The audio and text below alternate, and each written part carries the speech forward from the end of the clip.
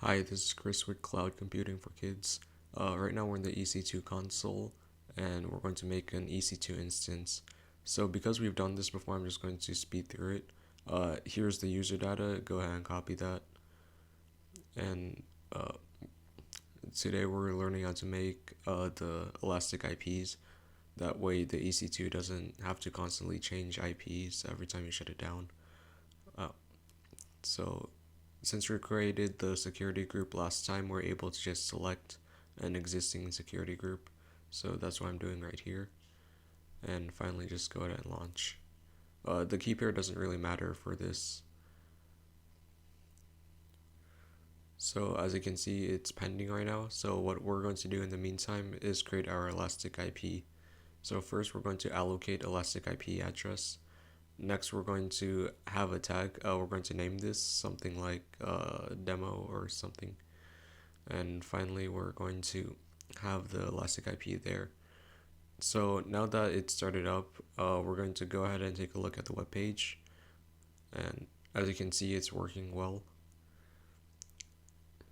And now if we stop it, uh, it's going to change the IP address, which is what we want to avoid. So it's now fully stopped, so we can start it again. And let's go ahead and take a look at the new IP address. Uh, there it is. Okay, so if we go to that address, it's going to take us to the web page. However, if we go to the last IP address, which is this one, it does not take us anywhere because the IP address no longer works. So what we're doing here is we're going to get the elastic IP and we're going to associate it with our EC2 instance. So we do that by going to actions and selecting on our elastic IP. Uh, Go ahead and choose your instance you want, and it should automatically complete or fill your private IP address. So now let's go ahead and associate it. Finally, we're going to go back to our EC2 instance and we're going to take a look at the IP.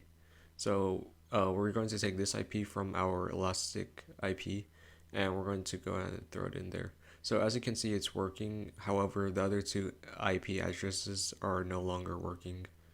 So we can just go ahead and close those out. And now to show you that this works, we're going to stop our instance and we're going to start it again.